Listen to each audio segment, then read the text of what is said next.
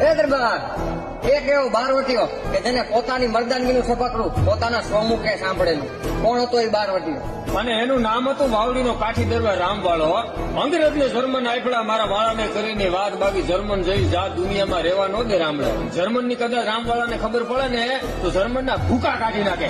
ઈ રામવાળો અને જેથી ખીચડીયા ભાંગી અને બારિયા ગાળા ભોર્યો જેથી રામવાળો ગયો પગ પાકેલો. અને કોકે કમતિયા માણસે જઈને ખબર આપી દીધા કે રામવાળો આ ભોયરામાં હતાણો છે. અને તેથી જુનાગઢ નવાબની ફોજ બારિયા ગાળા ભોયરા આવીને જેથી સાધુ ઉભી રહી. અને તેથી મૂછની માથે તાવ દીધો અને બંદૂકમાં જે હાથ નાખ્યો. અને રામવાળાએ એટલું કીધું કે તમે જો તમારી જનતાનું ધાવણ ધાયો હોય ને તો આવો બારિયા ગાળા ભોયરાની અંદર. પણ એકેનો પ્રવેશ તેથી થયો નતો અંદર. અને છેલ્લે બર્તન નાખી હળગાવી અને ભોયરાના સ્વમુખે જઈને આગળ જઈને હળગાવ્યું. તેથી રામવાળો બાયણે આવ્યો હતો. અને એને ખાલી એટલું કીધું હતું કે રામવાળાની ઝપટે કરો ને એટલે દુનિયામાં સરનામાં પૂરી નાખે. ઈ વાવડીનો રામ. હા સાધુ કાળું રામ કેવો